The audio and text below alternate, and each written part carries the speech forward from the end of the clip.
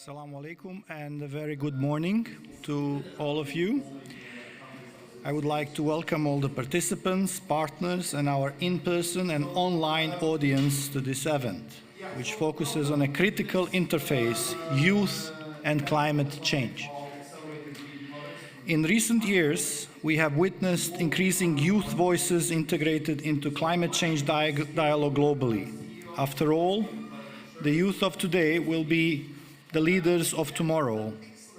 But as we know, they can also be leaders of today in corporations, in our societies, and in the world for which we are leaving to them. Indeed, today we welcome some of those leading youth voices at this joint event. Youth perspectives are critical in all aspects of climate action, not least because the youth are often at the front line of climate impact themselves. Whether it is related to sectors such as energy, water and food, or education, gender and fragility, it is critical to support platforms to safeguard, nurture, empower and support youth-led actions. In this regard, I must thank the COP28 presidency for including a range of new thematic days at this year's event, including health, relief, peace and recovery, all of which are relevant to youth, particularly in days of multidimensional geopolitical, social and climate risks. Unfortunately, for all of us and youth, we are leaving this world to future generations affected multiple crises. We just went out of COVID. We have, as a result, food supply crisis, inflation crisis, different fragilities around the world. And only 2.5% of climate finance is actually child responsive, even though more than 1 billion children are at extreme risk of climate change. Please allow me to briefly introduce the Islamic Development Bank for those who may be less familiar with our work. We are the world's largest South-South development institution, meaning that we are by the South, for the South. We have South in our DNA. 57 member countries are all from the global South. We have a strong focus on resilience building and supporting vulnerable communities. Out of the 57 member countries that I mentioned, 31 of them are classified as fragile or conflict affected, which is meaning more than half. Our organizational strategy, the new one from 2023 to 2025, is focused on two pillars, namely green, resilient and sustainable infrastructure, and second, inclusive human capital. Islamic Development Bank has strong climate credentials, including a commitment for our sovereign operations to be Paris-aligned by the end of 2023 and the climate finance target of 35% by 2025. We already reached, our latest figure is 33%, so we are almost there. We launched a Just Transition conceptual framework earlier this COP, and we stand by our overlapping sector and thematical policies relating to topics including women's empowerment, fragility and resilience, and environmental and social safeguards. Regarding youth specifically, our Youth Development Strategy 2020 to 2025 has an overreaching vision to empower youth to unlock their potential to make significant contributions to the development of their communities. And in this regard, we increasingly promote the crossover of climate action and youth. For example, later today, the Islamic Development Bank is hosting our second ISDB ILO Youth Green Skills Accelerator Challenge announcement of winners in the category from crisis to resilience, empowering youth for a greener future. This call, which we launched at COP27, provides financial and business support for 3 youth-led green enterprises that will be winners, among many. There is certainly strong potential for enhanced youth and climate finance action, and today's event may help us better understand how to achieve that. Today we have a very remarkable panel in front of us, a mixture of youth, and I wouldn't classify our Brad as youth, but he looks youthful, and experts in the field of finance and youth. Finally, thank you to our partners in this event, UNICEF and the World Bank, both of whom we are grateful for your collaboration. Thank you, and I look forward to a stimulating discussion. Thank you.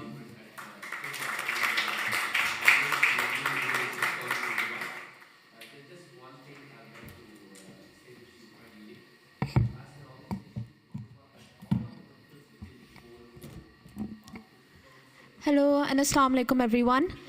My name is Shajia Khalid and I am the Senior Associate at Climate Finance Pakistan. We are a rising climate consultancy that accelerates investment in renewable energy, electric transport, agri-tech with the hopes of building a resilient Pakistan. I want to start off this keynote by asking, what did you do this summer? Did you go to a beach? Did you visit family? Did you perhaps just have to work too much? Every summer, my family has one routine. My nephews and nieces drag sandbags from the back of our home to the front. These sandbags weigh just as much as them, by the way. The adults place these sandbags as barricades around the entrance of our home. My sisters and I place plastic sheets on our water tanks. The elders in our family pray silently under their breaths. This is not to prepare for a war. This is to prepare for water. Every summer, large areas of Pakistan are inundated by what scientists call monster floods, man-made human climate catastrophes.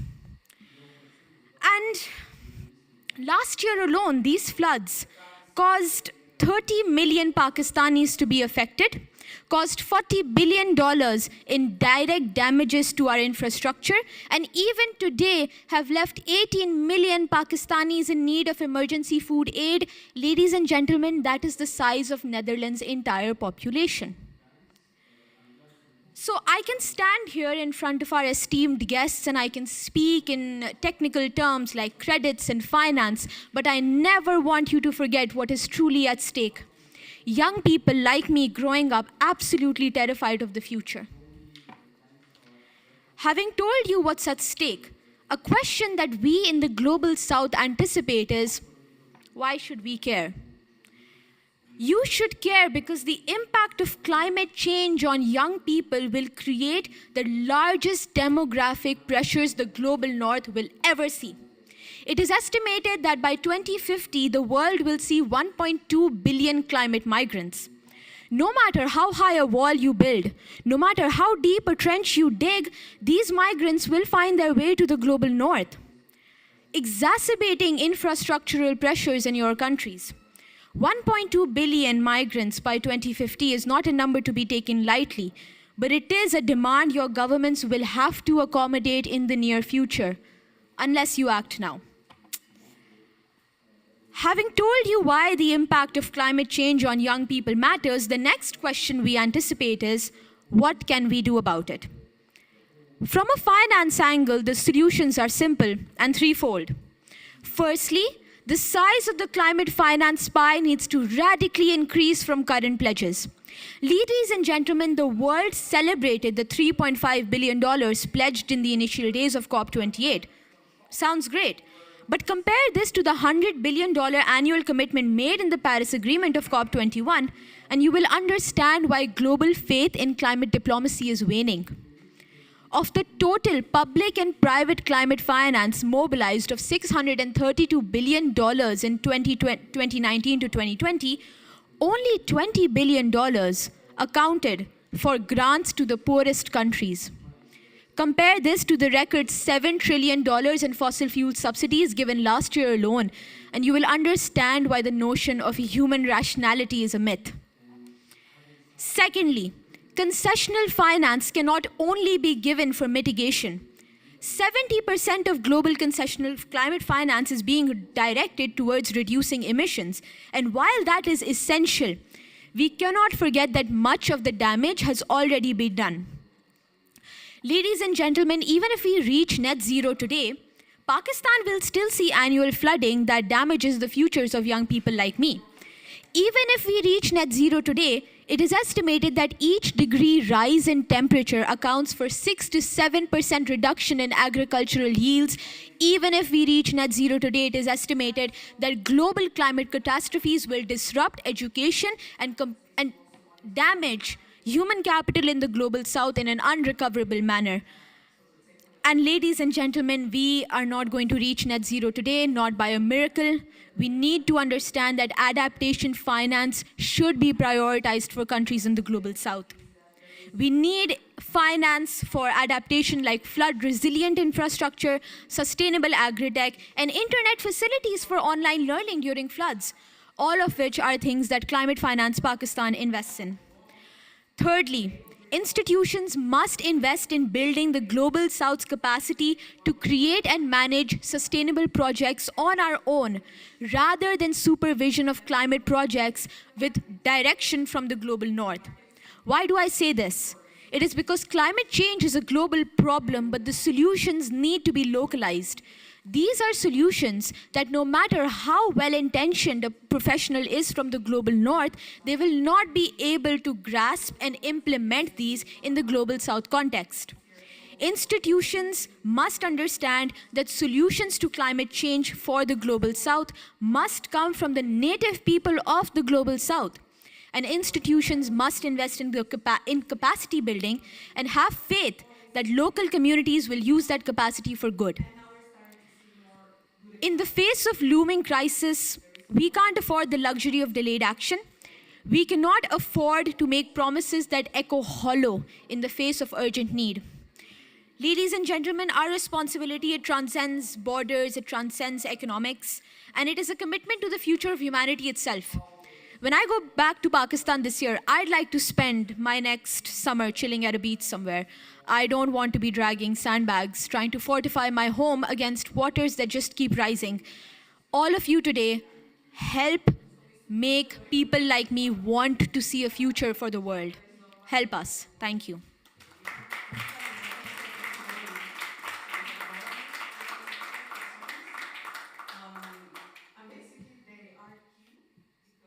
Shajia, thank you so much for setting the scene for what we are about. My name is Gautam Narasimhan. I'm here from UNICEF, and just also a big thank you for our partners in putting on this event, the Islamic Development Bank and the World Bank.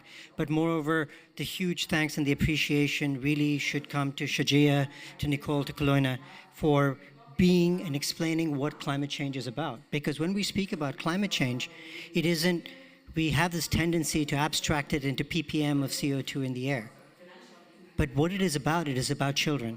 It is about children who have a childhood that is no longer characterized as it should be only by play, by imagination, but instead is characterized by a future to where education is at risk. Where a future where they are no longer sure that the same kinds of lives that their parents could live will be offered to them. And at the same time, we have to remember that when we speak about the impacts of climate change, children are not just little adults. When we speak about air pollution, children breathe at twice the rates that adults do, which means they're particularly vulnerable to the diseases. When we speak about floods and waterborne diseases, it is children who will suffer the most. And at the same time, and that is what this panel is also about, we shouldn't regress into thinking that children and young people are just passive victims. Children and young people are some of the most powerful agents of change that this world has, and frankly, our only lasting hope for a sustainable future. So today on the panel here, we have a really esteemed group of people to talk us through some of these issues. We have Nikki from Argentina, And Nikki, amongst the many things that she has done, she's a writer. She's authored a book, including I think a chapter by the book that Greta Thunberg had.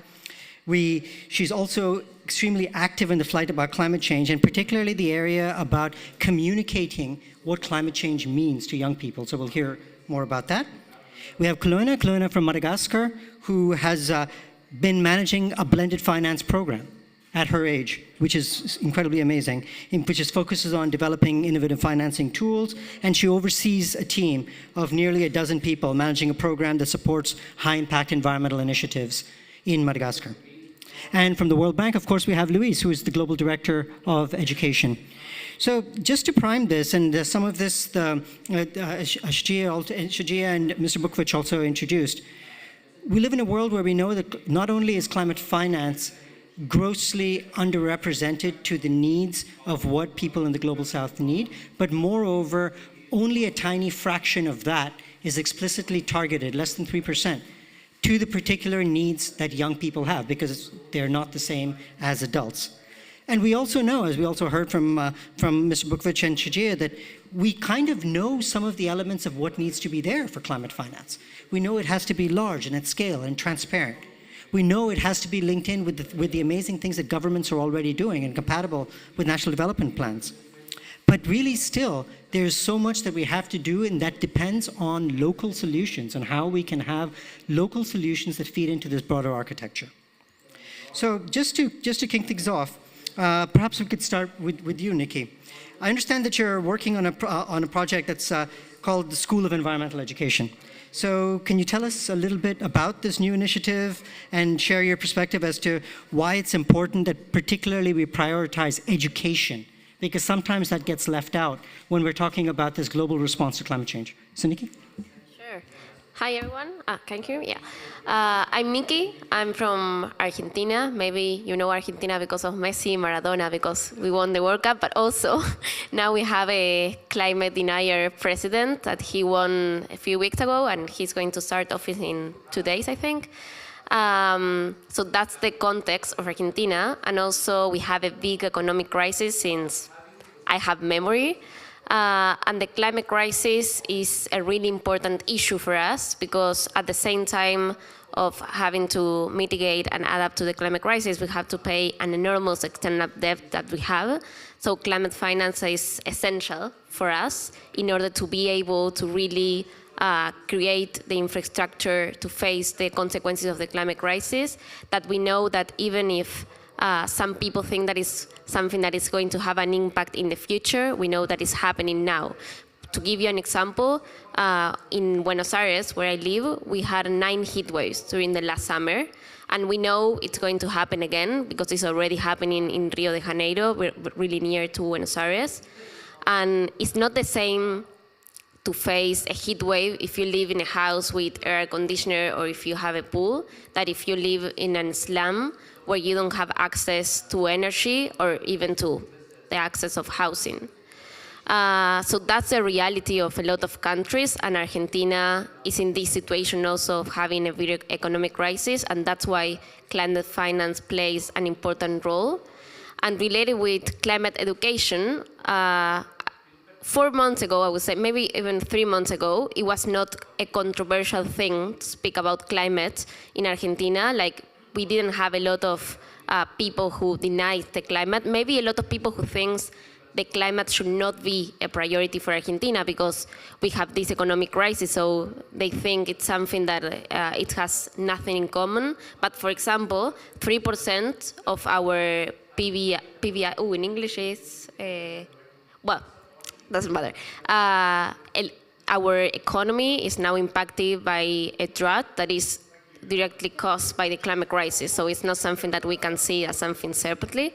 But now, speaking about climate in Argentina, it's controversial. Why? Because we have a president who says in public that basically it's not real or that it's something natural, and that's why climate education is really, really important now, because with this fake news going around on social media, it's important to not only have the information about the climate crisis, but also know how to communicate and educate in an effective way, so more young people can be involved and can build this resistance that we need in order to face these 4 years that we will have, that it's going to be really hard for us. And this program has the goal to teach to 30 high school students, and not only give them the information about what is happening and how it has an impact in Argentina, but also the idea is that at the end of the course, they have to deliver their own workshops in their schools and communicate, and they became climate educators, so we can reach more and more young people in Argentina. We did it in Buenos Aires. We finished 1 month ago, and it was amazing. We had impacting more than 1,000 students in Buenos Aires, and that was the beginning, because Argentina is really, really huge, and the idea is to do it again next year, but in 4 different provinces, so we can continue to escalate the impact that we are having in Youth for Climate, the movement where I'm from. Nikki, thank you so much, because we get so caught up into just looking at these broad, overarching global issues, but what it ultimately needs to come down to, and does come down to, is the work that you are doing.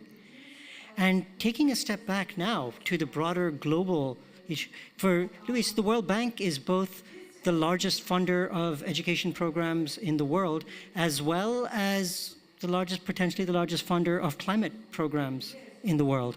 So we'd love to hear your thoughts on how these two come together.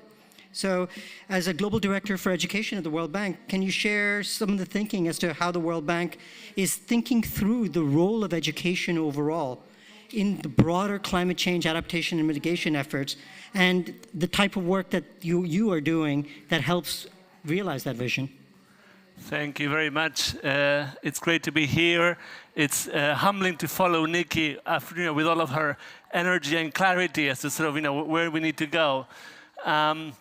So I think, I'm here just to essentially sort of emphasize the ways in which education both is affected by climate change and we need to protect, but at the same time, so how education is a very important channel to support action towards a more sustainable planet.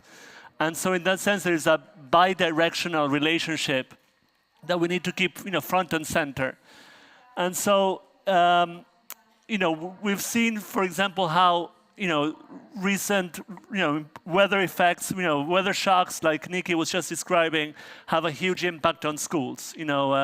Last year only, Mozambique closed 800 schools due to the impact of Storm Ana. Malawi had about 5% of its student body out of school due to the Cyclone Freddy. Pakistan, sort of the recent cyclones, sort of affected the lives of 3.5 million students not being able to go to school. So these are really large, important effects that really sort of keep children out of schools, that sort of lead to school closures, and there is no way out but to how to support education systems to become more resilient, more protected, and so they can be able to function in the face of increasing weather shocks. On the other hand, I think that also it's important to sort of keep front and center how education is an important channel for mitigation. And I think this is something, an area where we have not given sufficient attention. I think there is increasing body of work that suggests that education is very strongly associated with pro-climate awareness and behavior. It's a source of behavioral change, and how to foster that, really sort of, how to support schools into bring sort of, environmental awareness into their curricula is really critical. Schools, we know that, for example, education is also a strong predictor of green voting, of climate awareness, of behaviors that sort of lead to a more sustainable planet. We also sort of believe that so how to support schools in order to fulfill that mission is really critical. A study of 5 countries indicate that about 70% of school curricula did include some type of environmental awareness curriculum, but also 70% of teachers got at least one core climate-related question wrong. So again, there's a lot to be said about how to support schools in that space. And then finally, just I want a reflection on how, again, we know that the world of jobs is rapidly changing. Youth are largely affected by being out of work. And so how to channel the opportunities for green skilling, for green jobs. It's really important, so schools need to be ready to impart those types of skills to the next generation. It's predicted that about at least 5 million new jobs in the green space could be created in the future. So these are all important avenues to ensure that we are in a more livable, sustainable planet. Now, let me finally just a couple of remarks on sort of the banks and our sort of green agenda. I think that we have a commitment to all of our projects, all of our investments will be aligned with Paris. We are also increasing our climate benefits. You probably heard President Banga just last week sort of making a very important commitment from the World Banks to increase the share of climate benefits in our projects. And ultimately, sort of throughout our education portfolio, we see also like a much stronger focus on how to ensure that schools are equipped with solar panels, that the curricula is much more attuned to climate issues, as well as how to sort of ensure that the next generation is ready for those green jobs. Thank you.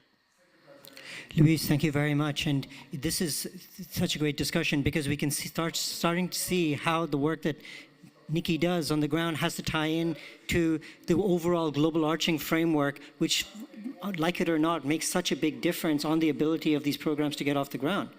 Something that we often don't realize is also the role that young people have in being able to demystify this world of climate finance and money in a way that it's practical, and people and children whose communities are the most affected can make the most effective use of it. And that's why I'm just so happy that we have Colonna here, because in Miracap, in where you have been working, you've been leading a blended finance program, and that's all about using the power of innovative finance to unlock resources in the capital markets for climate, which is sometimes, even as I say it, is something that's in a conversation that isn't often easily thought about by people who don't know any better as something that young people would do, which is a perception that we really need to change. So Colonna, over to you. Can you tell us a little bit more about this? Thank you for the introduction. So I'm Clune from Madagascar. You might know Madagascar, the movie. We're also a country, the fourth poorest country in the world, and also the fourth most affected country in the world when it comes to climate change.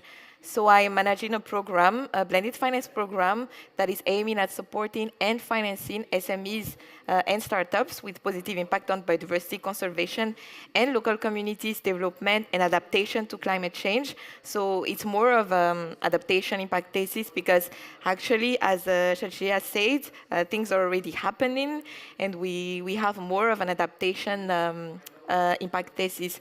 So far, we finance and support companies in energy, agriculture, waste management.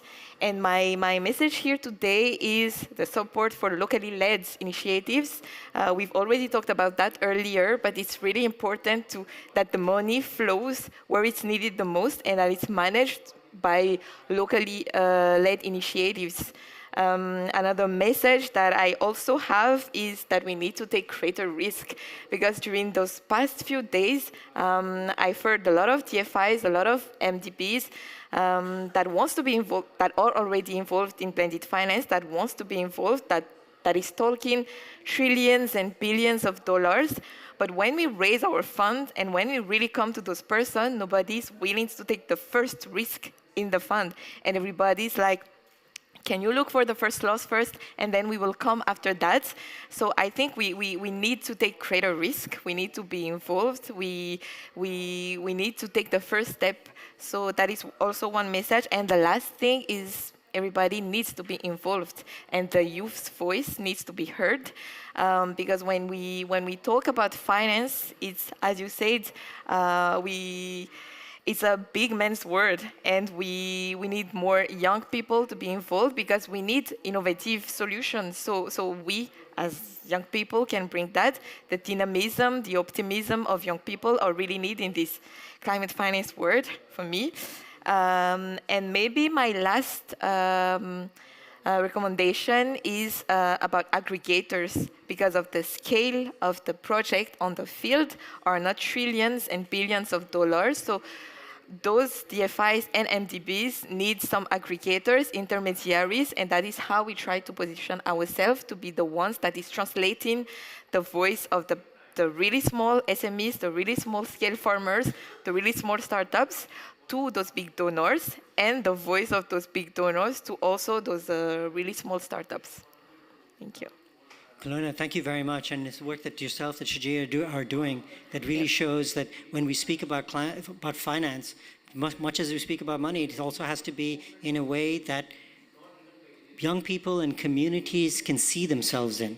And when we speak about climate finance, there is sometimes a tendency to think about it as something that's abstract and new and not really tied in with many of the ways that we as people know to think about money. And Brad, I know from the Islamic Development Bank, I think it was with the UN Environment Program, you just launched a really good joint report about how Islamic finance and Islamic banking can be mobilized for climate action, which really also then speaks to the heart of we should be looking at all of the ways that we can to be able to raise money and finance for this critical response that affects our children. Can you tell us a little bit more about that? Yes, thanks, Gautam, and thanks, colleagues, for joining us today. Let me start by saying that Islamic finance principles, which we support at the Islamic Development Bank, are closely aligned with green and climate investments. And we're certainly trying to create knowledge, generation and exchange, capacity building, technical assistance, and then ultimately investments across this space.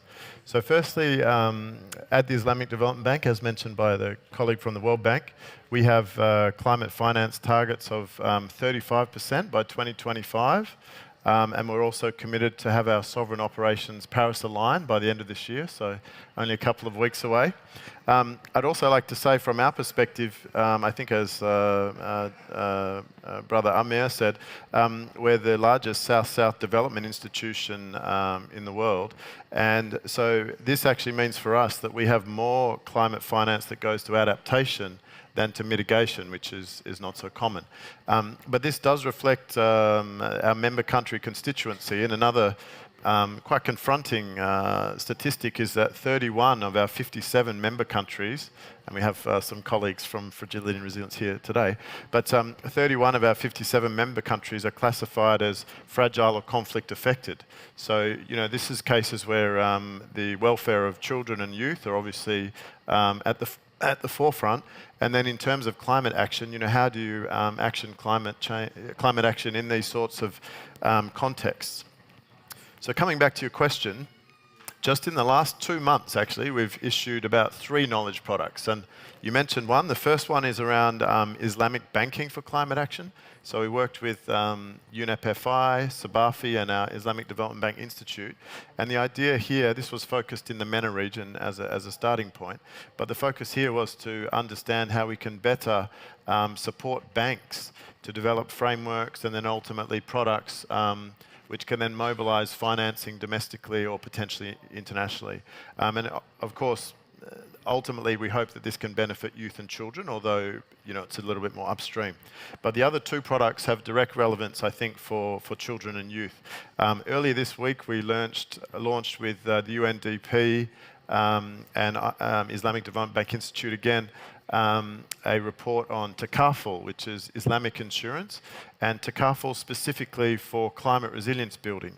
And so the idea here is that you can imagine if you have smallholder farmers that are increasingly exposed to climate shocks, some Islamic communities may not use conventional insurance products, which themselves have trouble accessing some of these groups. So again, this will help people on the front line of climate, as you mentioned, Pakistan, and I can come to this relief effort in a moment. But this will also benefit children and youth as well. And then the last one that we launched again just the other day was a product with the International Labour Organization around the socio-economic impacts of just transition in the MENA region. Now, this looked at labour and employment topics in MENA, depending on what sort of actions countries take, whether they meet their NDC commitments, whether they don't, whether they exceed those, and which parts of the economy, which is particularly relevant for youth employment prospects, which parts of the economy will have growth in jobs and which will have losses. And so I think this is also very important. We're always seeking to increase our financing through our own avenues, but also with partners, and I'll touch on that in the second part. But just two things that were raised by colleagues. So in Pakistan, we provided a flood response program of about $4.2 billion. And key here is, obviously it's come after the event, but the first part of it was called rescue and relief, but the second part of it was around recovery, rehabilitation and construction. So part of that is important in terms of resilience building for future events, which we hope don't happen, but it's better to be prepared and to forecast for these things. And then also, as mentioned by my colleague here, the development banks are starting to look more closely at how we can perhaps have platforms to collaborate better in country so that there's greater coordination of efforts. And you mentioned about aggregation of activities and then how this could be sort of contacted through sort of an aggregation of development banks operating in a country rather than sort of all individual activities. So I'll stop there. Thank you. Brad, no, thank you. And with this panel, there's a tendency you can keep on going, not as a humble moderator to keep asking follow-on questions, but I think we're also being asked to stick to script. But we know, as you know, as Shajia laid out, as Luis laid out, we know what needs to be done, particularly to help address the impacts of climate change that are here and with all the goodwill in the world that will worsen and which will be felt most by children, particularly in communities that have done least to cause the crisis. We know that one of the best ways that we can help decrease climate risk is by ensuring that the essential social services, the essential tools for a successful childhood, water, health, education, are made resilient to the impacts of climate change. We also know, as a community, that one of the best things that we can do is to support and empower young people themselves through education, through green skills, by giving them meaningful ways to engage in policy. And yet still, Nikki, I want to hear from you. You have been spending so much time raising your voice, taking action, calling out on world leaders. Are you getting tired? Is there more that can be done? Where are we falling short? What more can we do? What more would you like for young people to have their voices not just heard, but be acted upon, particularly when it comes to climate finance? Well, something that it has been said that I think it's important to say it again. There is a study made by the Youth Climate Justice Fund that says that just 0.76% of all the philanthropic funds goes to youth movements. Just 0.76%. It's nothing. Imagine what we can do if youth movements around the world has more resources to do what they are already doing and the impact that they are having. And I think that's a very critical point, because when we think in the loss and damages fund or in the funds in general related with climate finance, we think in how much the countries will receive from that. But we are not thinking in the mechanisms so that communities, youth movements can also reach, how that funds can reach those communities who are already making those climate solutions. So I think that's a really important point, and I think we need to rethink how the financial system works in order to countries like Argentina can deal with the climate crisis and at the same time face all the economic issues that they have, and also how in a country like Argentina that now we are going to have 4 years of a government that doesn't believe that climate change is real, how the financial system can help the communities and the youth movements to build that resistance, so we don't only can face the consequences of the climate crisis, but also don't go back. For example, with the climate legislation that we have, that we know that sometimes in our countries, also as a Paris Agreement is like a good thing on paper, but then the important thing is to see it in reality. And like climate negotiations at COP, if we don't talk about climate finance, they're just conversations. And if it's something that is clear, is that we don't need conversations anymore. We need to see action because the climate crisis is here, because the present and the future of our generation is at risk. And for that, we need climate finance. Like, it's impossible to have climate justice without climate finance. And it's an issue that we know historically is really difficult, even if we have it on paper. And so far at this COP, even if we are seeing some pledges, they're not enough. Not even on paper, so what we can expect from reality. So yeah, of course, sometimes it's really disappointing and I'm tired, but I think the most important thing of being part of a collective is that it's not just me trying to change how the world works, but actually seeing a lot of young people who are doing amazing, amazing things. But also, again, and going back to the beginning, they need more resources to do that. And I don't think we talk enough about it. Nikki, thank you. And building on that, Kelowna, I mean, as Nikki was saying, you know, you see evidence of new pledges. We see things about how there's new money. We also know from, Shujia, you've laid it out so eloquently, there's just a tiny fraction of it that goes towards adaptation. There's even a tinier fraction that goes towards the needs of children. But from you working in Madagascar and kind of looking at the way that these flows are going, if you had to put your finger on the top areas that you feel are dramatically underinvested and where we particularly need a focus for increased climate finance, what would they be? Well, I might not talk about a particular sector, but more of a whole project. I think small-scale project and small-scale companies really needs to be more financed, because when I say that, I'm talking about what we call the missing middle, with the need between 50,000 to 500,000 US dollar. Those type of small-scale projects are not really well supported and needs to be. We need to think globally, but we need to act locally, as what people said here. And yeah, that's my intake on that.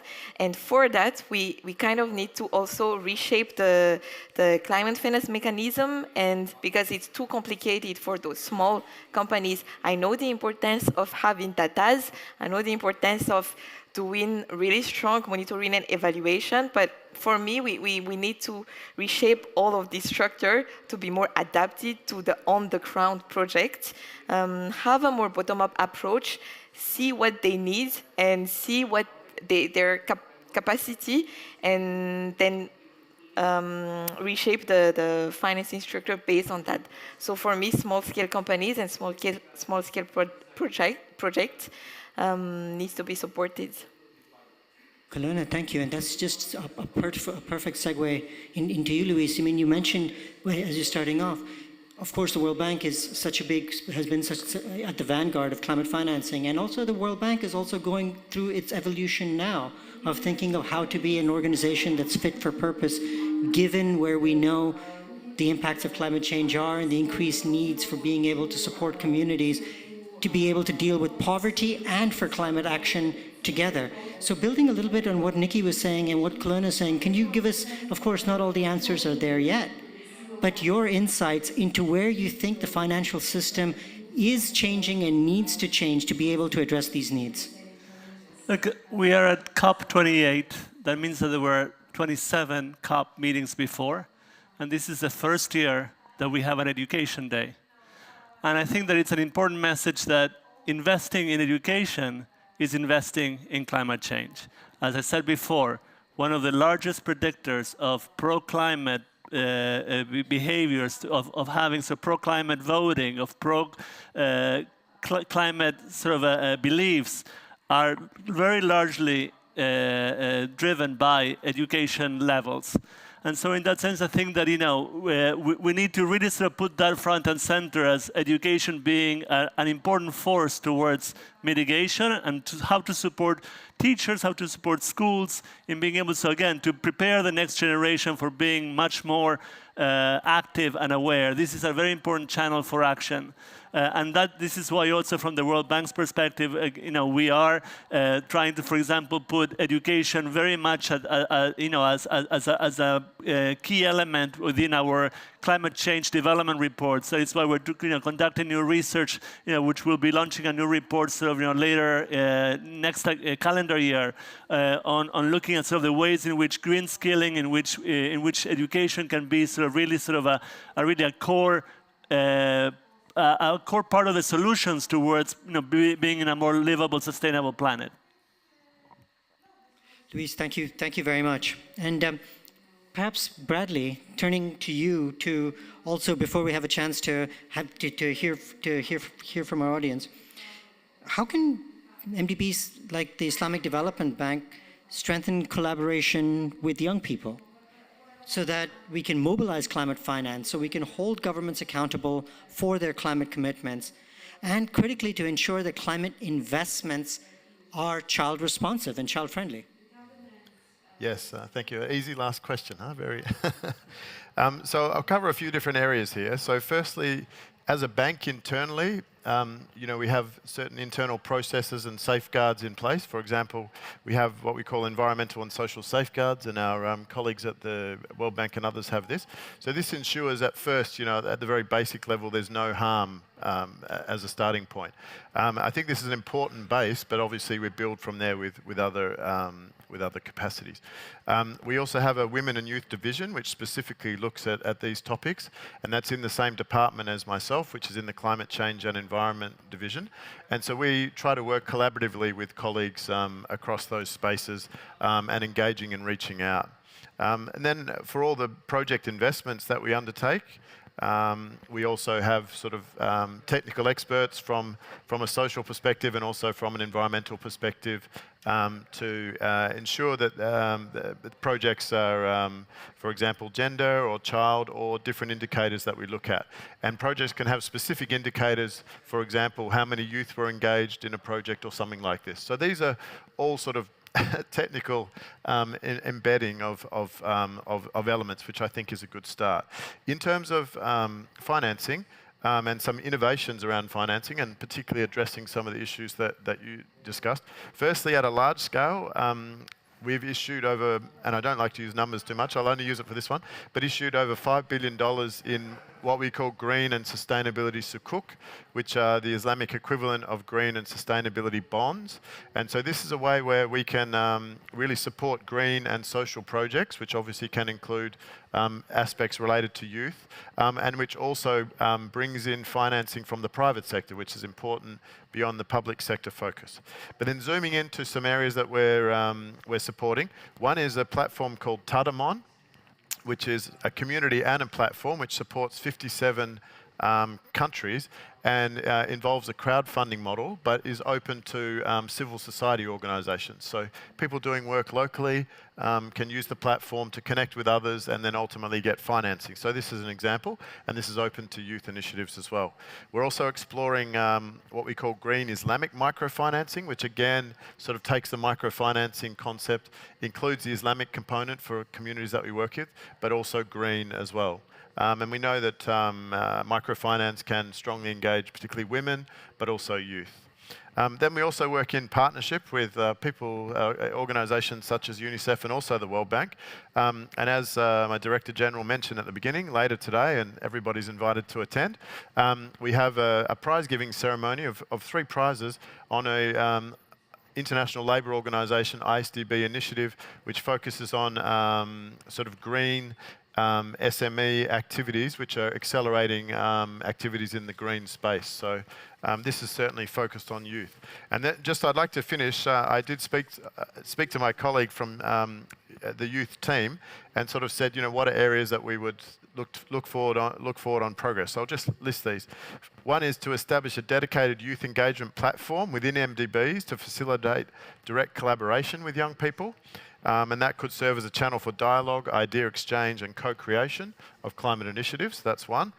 Second one is invest in capacity building programs for young people to enhance their understanding of climate finance mechanisms.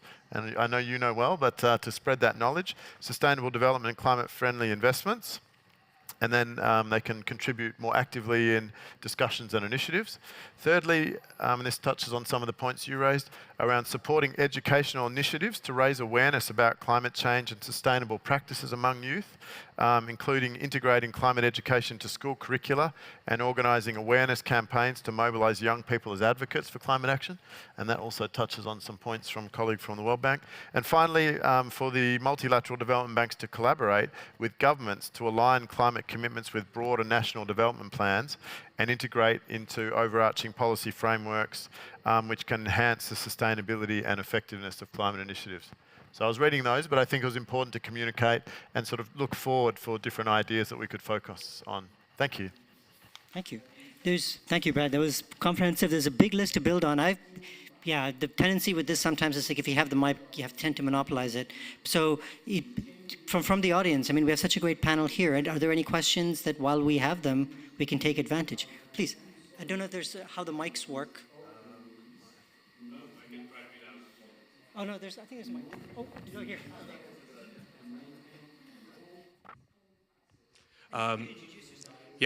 Hello, everyone. I'm Awais Khalid. I'm from Pakistan, but attending the COP from the Indiana University's delegation.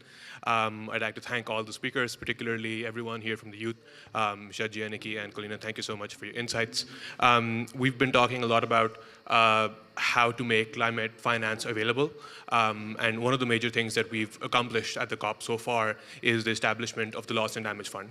And so my question is specifically for Dr. Luis, is that one of the things that we have seen is that the Loss and Damage Fund is going to be hosted by the World Bank. And I would like to hear your vision on how we can possibly channel that finance that is now becoming available towards those communities and that have been impacted by climate change, specifically, so you spoke about the 3.5 million children that were out of school in Pakistan because of the floods last year.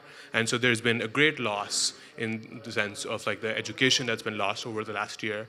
And so I would like to hear your thoughts and your vision on how some of that money is hopefully going to start flowing towards the Global South soon can be directed towards these climate vulnerable communities.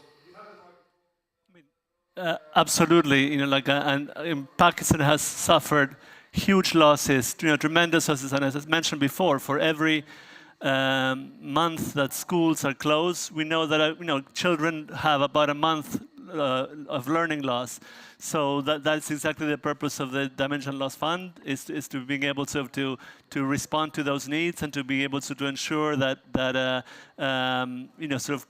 developing countries can benefit from the financial assistance to address some of these huge challenges that are being brought about by climate change. And unfortunately, these climate shocks are becoming more common, more frequent, and require urgent action and attention.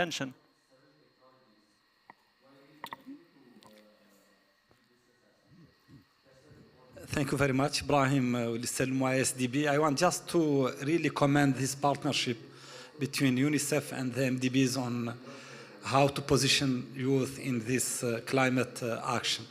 Having worked for UNICEF for a long time, I saw that they've tried to position children dimension in the SDGs very, very early on, and now we are yielding the results in seeing youth having platforms and really having voice in an event like COP. That's really very, very commendable. I want just also to have a question for Luis.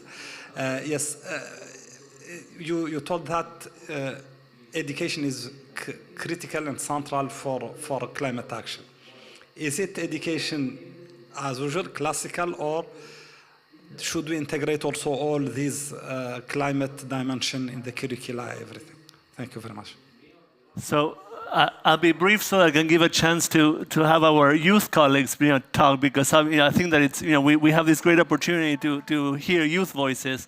But I think that it's important. We know that foundational skills, basic numeracy, basic literacy, social-emotional skills are all at the very core, of what education systems ought to deliver, because these are sort of the types of skills that enable us to be adaptable, to be malleable. We know that the next generation will have to likely change jobs a number of times, due to the changes in technology, changes in the overall environment, will all require greater adaptability. So in that sense, I think that having those core foundations down pat is critical.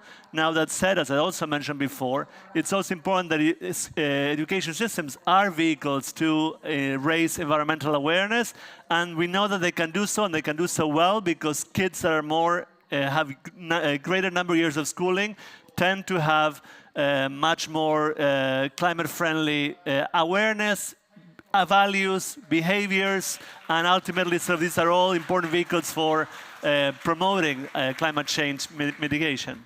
And let me just pass it on to my colleagues here, who will probably have much more insights that are much closer to the school systems. As we're coming to the end of our time, it's critical that we end properly and make sure that we are listening from Nikki and Kelowna. And so for that, there might not be an easy answer to us, but we speak a lot about capacity building and capacity building of young people. Institutions such as the MDBs and the UN agencies, UNICEF and Qual, we need capacity building on how to be more effective in being able to support young people. So Nikki, Kelowna, what would that capacity building program look like? You can go ahead. Oh, to me, that capacity building program already exists in Madagascar, actually, with UNICEF. We are powered by UNICEF, and we created the Youth Alliance for Biodiversity and Climate. So it's a platform where 40 youth from all around the country can have a voice. We are represented here at the COP. So for me, it's just a platform, and then let us do the rest.